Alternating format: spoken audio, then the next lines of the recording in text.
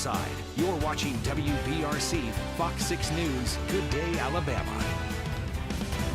Well, this morning we are bringing you the latest on the ongoing Carly Russell case, the charges she's now facing, plus what the Attorney General is saying about the future of this investigation. Plus, new information on the legal issues former President Donald Trump is facing ahead of his visit to Alabama this week. Plus, find out why this furry hero from the Jefferson County Sheriff's Office is receiving a well-deserved award. We had Georgia on Good Day just last week. Sweet little just girl. a sweetheart. We'll tell you more about that. Welcome in this morning. We are streaming this morning Good Day Alabama, at least for a few minutes, as you know, on the TV side. The soccer games are on, soccer match as they call them. So we're going to be with you on online for a little bit. Yeah, so while they're on the pitch, we'll be here, and Mickey Ferguson here to give us our weather. Hey, that radar looks nice for a Monday. Well, this is actually a dense fog advisory that's pushed in, but it looks. I'm not a weather person. It does. It's similar to. I mean, it's still a map, and typically that's what we show when we have radar. But it was a little far away for you to see the dense fog advisory that's been posted by the National Weather Service. That includes some of our counties out there to get you started here today. Not for everybody, but you can see as we take a look at the fogometer. We're getting more dense fog into southern Talladega County up through, Clay County, Calhoun County, Jefferson County, and parts of Shelby and St. Clair this morning. There's a lookout live from Oak Grove. 70 degrees in that particular view with a little bit of fog rolling in. Temperature readings are not a far cry from average. We're in the low 70s to mid 70s depending on where you are. Normal low 73, normal highs 91, and we've been above that number for the past few days. It looks like we're going to get above it today. The difference today though is the humidity level's not as high. We had the system come through yesterday, that front, and we're to the north of that frontal boundary, so that means drier air for us. Not as humid. The temperature's still getting into the mid-90s, but the feels like temperature not too shabby. So highs today, forecast to make it up to about 94 degrees. A lot of sunshine out there, just a beautiful day, maybe a good day to go poolside because we don't have any storms in the forecast to cause you to get out. Tomorrow morning, temperature readings pretty close to average there as well. We're in the 60s to low 70s. And tomorrow afternoon, about a 93 degree high into the afternoon hours. So the humidity levels start to climb again, we think, going into midweek, especially towards Thursday and Friday. Those are the days also, Thursday and Friday, when we have the best chance of rain and maybe even some storms. Thursday into Friday, first alert heads up. We could get some storms our way. Now we can see it all here on our 7-day forecast, and you can get a 10-day forecast on our First Alert weather app. But you can see a lot of sunshine. Low humidity level starts to climb a little bit Wednesday, the dew points. But Thursday into Friday, our best chance of rain and thunderstorms. So we're getting a First Alert heads up on those afternoons to just be weather aware. We get into the weekend at this point, a 40% chance of showers on Saturday. Sunday looks to be a little warmer than Saturday, and just a 30% chance of rain and thunderstorm development there. That's a look at what's going on. Let's head over to Tori and get a check on traffic. All right, thank you very much, Mickey. We are okay. Well, I should be over there. Well, we're coming over there. Stand by, y'all. We are looking at things live here on I-65 at Green Springs, and traffic is moving nicely there. Not a lot of people out there. It's still early, 5:04 this morning, but we do see some people out traveling. We do also have some fog out there this morning, and that's going to be what we want to let you know about. First alert for that. In some areas, the fog is pretty thick while you are driving, especially 459, parts of 2059, 59 out east, as well as down on 280 and I-20 in St. Clair County. So want to give you the first alert about that this morning. Other than that, we're looking pretty good as we check on things out in Tuscaloosa, out west in 2059. A smooth commute for you all the way into the downtown Birmingham Junction. Lyndon? All right, thank you, Toy. A man is recovering this morning after being shot while driving in Norwood Saturday night. Birmingham police say the man eventually crashed his car on 36th Street North. His injuries, thankfully, aren't considered life-threatening. There's no word yet on any suspects.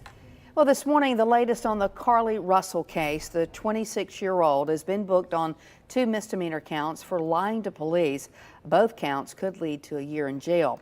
Now, we have learned, too, that Alabama Attorney General Steve Marshall has vowed to seek restitution from Russell if she's convicted of those charges against her.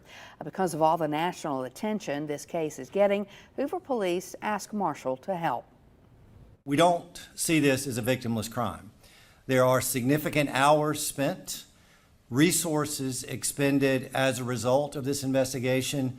And not only that, but the many men and women who are civilians that wore those yellow vests on a hot afternoon and evening looking for someone they thought was abducted, trying to be of assistance. We intend to fully prosecute this case and look forward to working with the Hoover Police Department moving forward. Well, Marshall says the role of his office is not just to present facts in the case, but also develop an argument for possible restitution for investigative cost. Well, after the Carly Russell case gained national attention, it did put a spotlight on the number of people who actually are missing. And some are concerned the Carly Russell hoax could have a negative effect on cases of missing people involving people of color. Representative Wandalyn Gavan is proposing a bill to spotlight Black people who go missing. Like a silver alert for missing seniors, an ebony alert would be used for Black people who fall under specific guidelines. Gavan says that across the country, there are disparities when it comes to Black people who go missing. Gavan says this hoax is an embarrassment to the dozens of families missing loved ones across the state. I think it's very important. I'm just hoping that she didn't do, but because of what happened, that it doesn't taint the process. You know, we're dealing with across the aisle negotiations every time we go into that building. I think it probably would have been easier to get the bill out before this happened. But who knows? You know, I fight for a lot of different causes, and I'm still going to fight for this one. Representative Gavan plans to file that bill the beginning of this week. Nearly a month after being hit by a car in the line of duty, Pelham police officer is out of the hospital and recovering at home this morning. The accident caused severe injuries for Officer Elizabeth Minter when she was thrown several feet after being hit.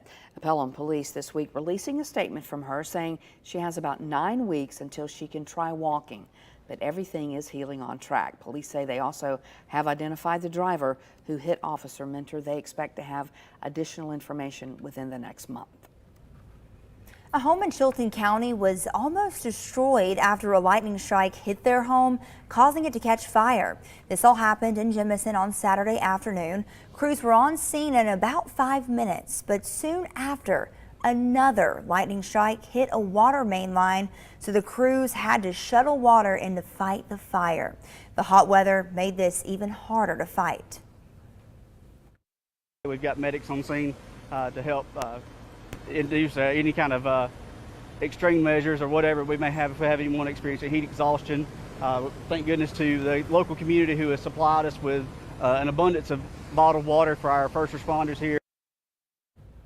Fortunately, there were no injuries, and the Red Cross is now helping out that family. Well, this week, former President Donald Trump is set to headline the annual summer dinner for the Alabama Republican Party. The former president, current frontrunner in the 2024 GOP primary, is the keynote speaker at that event this Friday. It's at the Renaissance Montgomery and Convention Center. The state GOP says more than 2,000 people are expected to attend. Now, Trump's Alabama appearance and status as primary frontrunner comes despite mounting legal concerns that are still stacking up against him.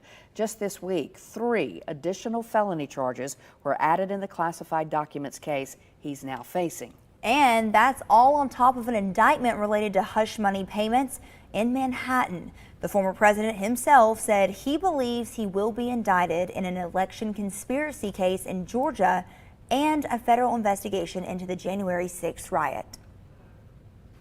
These are ridiculous indictments, and all they're doing is hoping for massive election interference. That's all they want to do. What you're witnessing is a continuation of the single greatest witch hunt of all time. It is most likely that by the time we get on the debate stage on August 23rd, the front runner will be out on bail in 4 different jurisdictions.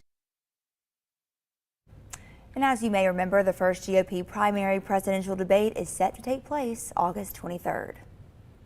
Girls wrestling and girls flag football is now officially sanctioned by the AHSAA, so participation in both sports is growing in our state.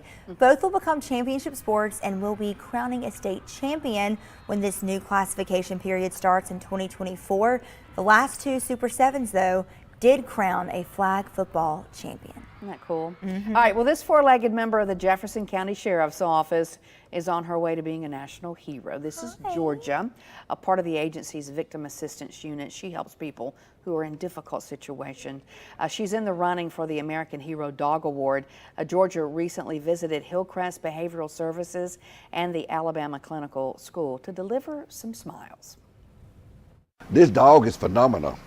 I mean, this dog helps individuals when they go to testify and help them be calm during the process. All right, we do have a link to cast your vote for Georgia. If you go to this story on the WBRC News app, voting ends August the 4th. She has my vote. Yes, I've already voted, so you guys vote too. All right, thanks for joining us for this news update here online. Yes, and we'll be back in the next half hour, so be sure to tune back in. And we'll see you at 7.